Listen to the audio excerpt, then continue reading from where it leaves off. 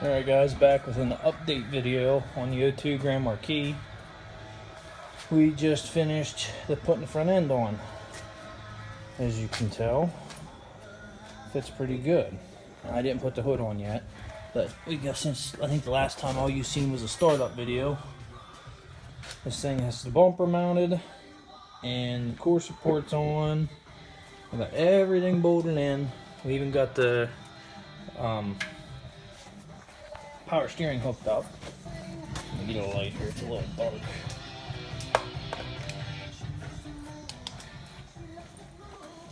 I got the power steering hooked up down there. It wasn't very hard, just used one of them compression unions and put the pressure line on. And your remember, if you ever do a pressure line, always put a heavy duty, don't try and put clamps on it, it'll blow off.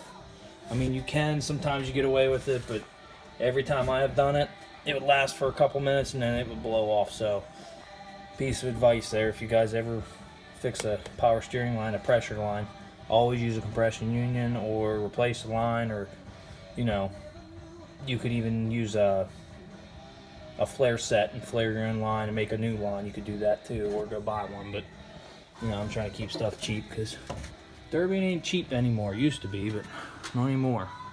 But, I got this thing. This thing needs new plugs yet. I mean, it still runs good, and it just, before I go, I'm going to tune it, and I got a friend coming back. He's going to help me tune it because I know how to kind of tune, but I'm not up to date on 100%. I mean, I'm not the greatest at it, but I can tune a little bit, you know. But this one here, only thing we got left to do on it is I gotta run the fuel line, which I got the new fuel line right there on the floor. That new looking line. And these wires are all gonna be tucked away and not laying like this. This is just a starter out for now. This ain't nothing not in. This is temporary, so I always do my wiring correctly, because that's the one part where everybody goes wrong. If you're gonna wire, make sure you have good connections. Do not splice. Try and run one solid wire if you're going to put something in, because you splice, it's where you have issues. Trust me, I've done it in the past 100 times and got shut down for a stupid connection, or it pulled apart. You know, always go over your connections. But a lot of this stuff's temporary until I got to pull the transmission out and have it rebuilt yet. So that's why a lot of this is just thrown into where it would start. And, you know, just wanted to make sure the motor and everything in the motor was okay. So, but like I said, we got the tank in this one. I got the fuel pump mounted, but that was just temporary. That's where it's staying though, but I got to replace the line. That's another thing for you guys. Always check your rubber hoses. They can crack and you won't know it till you get in there. Maybe it turns a certain way or gets hit a certain way and you blow gas everywhere. Easiest thing to do to them, replace them every year like this here. Buy a foot of hose. You can replace them two pieces, you know. And then run metal, don't run all rubber. I mean, you can, that's your preference, but I would not do that, but that's up to you, totally up to you guys. Also, the only other piece of hose you're going to have out here, don't forget the one out in the carburetor, because that's probably going to be the worst. Because if you're out there running, it blows out there, and you don't notice it, it's going to go right there on the headers. And then it can ignite, it might not ignite, you never know. But just a little tip for everybody. Other than that, I got the bars in. I don't know if I showed you guys before. I think I did. But another thing too, if you guys ever put an LS in one of these Fords, this goes for Lincoln, Mercury, Crown Vic, any of the Ford products. Now I don't know on 90 square Vics, which I'm pretty sure, cause I think the frames are a little narrower on them. I'm not sure. Brake booster. See how much room I have there? I don't have very much room. I had to actually move it over because when I went to set this motor down in, it actually hit. Now you could cut it away or beat it till it, you know, you had enough room to clear, but you want to make sure that the master cylinder has enough room. I mean, now like you can eliminate this and make this manual brakes and go that route too, but I wanted to keep the booster. But I got to find a booster that has the brakes on the other side, or try and get the lines to go away from the exhaust, which that's going to be a hard one too. So I got to do that yet. It needs, right there's the brake lines that run back, so at least I can reuse them. That's a plus. But I got to redo them, get brakes. I got to finish the rear end. I still got to get a radiator. I didn't get one of them yet. I'm going to buy, I think, an all aluminum one. Hopefully I don't kill it in one run, because usually I don't have good luck with radiators. But these cars here, I'll tell you what, if you guys are starting out, even for a stock build, any of you new guys, if you want a good car to run, 90, well, you could go 80s clear up to 2002.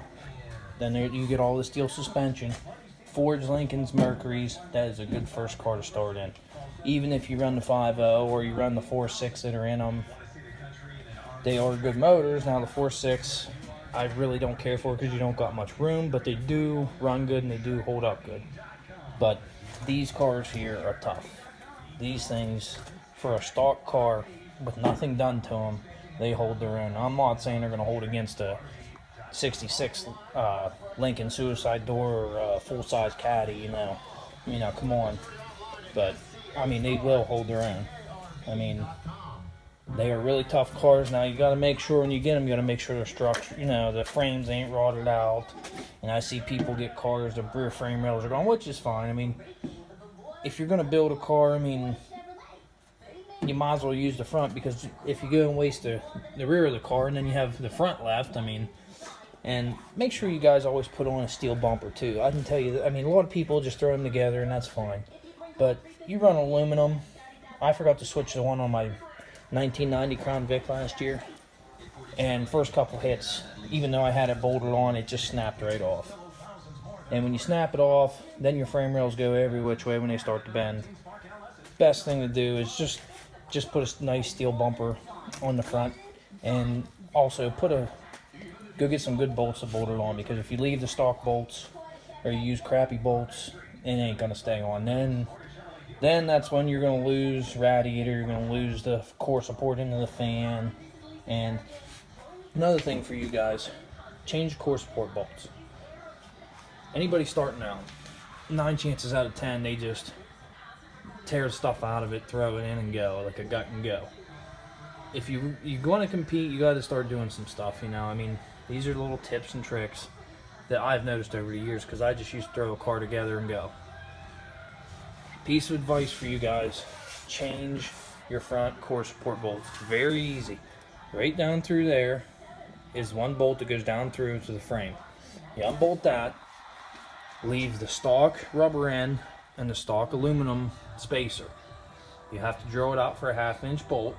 Take it out, you put a big washer on the bottom so it doesn't pull up through the frame, because that's what happens with a lot of people. They don't change core support bolt, take one hit, it pulls out of the frame, core supports back into the motor, radiator's toast. A lot of people don't do that. You do that, that'll help out a lot. I'm telling you, I have done that to every car I've ever ran, except for when I first started, because I didn't know no better. I just left it in and took a hit and it ripped out, and the whole fender and core support went clear into the engine, and that was it. You know, it run for another minute or two and then get hot, and that was done. So, but another thing, you know, like I told you in the last video, you guys have any questions, you know, I've been building a couple of these Fords now for about 4 years. I've ran these newer styles and a couple older styles. I used to run a lot of 70s. But any questions, ask. I mean, I'll make a video on certain stuff. I mean, if you guys want to know, like this LS, I had a couple people ask me how hard was it to put in. It actually was pretty easy, honestly. I mean, it fit down in. Now I do want to lower it down a little bit, but I think I'm going to leave it the way it is. I used the stock truck mounts, and now they fit in good, but I just feel it needs to drop down a little bit. But because as you can tell, if you look here, let me see if I can show you. Okay, see the fender there? Look how high that alternator is. The fan's even going to stick out, which a lot of people say, oh, well, yeah, you know, you shouldn't do that. But I think I put the hood on, cut the holes here for the headers, and I think I just make my piece come out a little more in the hood and cut a bigger hole forward, and don't worry so much over the carburetor since it's so far back. I mean, if you look here, here's the end of the fender, or the end of the fender where the hood's going to stop against the windshield. You only got probably 8 inches, 9 inches between there, and I actually got to get a little bit of the firewall here cut out. Push it back a little bit. I mean, it's a little close there. There we go. It's a little close down there by the head, and I don't want it to hit. So we'll probably end up cutting that out, beating that back a little bit, because I do got to get the transmission out, so I can probably use a bar and pry that back. But other than that, like I said, if you guys want a good first car, these are very good first cars to run. They hold their own. They do really well. But pick and choose your shots. Don't get in there. I mean, you can get in there and do. You can go haywire. You can go across and hit your buddy's friend, clear across the track. You know, whatever you guys want to do. But if you take your time in this, use the rear of the car for the first half. You know, don't go out there and just.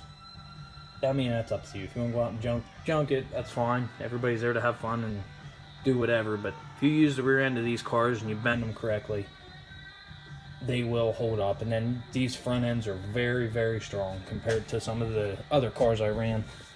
The 70s Fords ain't bad, but they sit too low in the front. So every time you get hit, shoves core support back, completely misses the bumper, and blows everything out. I've been running a 77 Lincoln, and very strong car in the rear, but the front end sits too low. Unless you do something to it, or you guys run like a modified, yes, then you can change spindles or springs or whatever to get them up higher. But you know, for a stock class, you can't do nothing. So these are like a whole different ball game, because that bumper, if you look, that thing is clear up to the top of my, a little bit over my knee. And I pull up to a 70s Ford, and it's actually probably 4 or 5 inches higher, maybe a little bit more. I mean, it's up there pretty good for a front bumper. But all right, we're gonna end it off there. If you guys have any questions, remember, like, subscribe, and see you next time.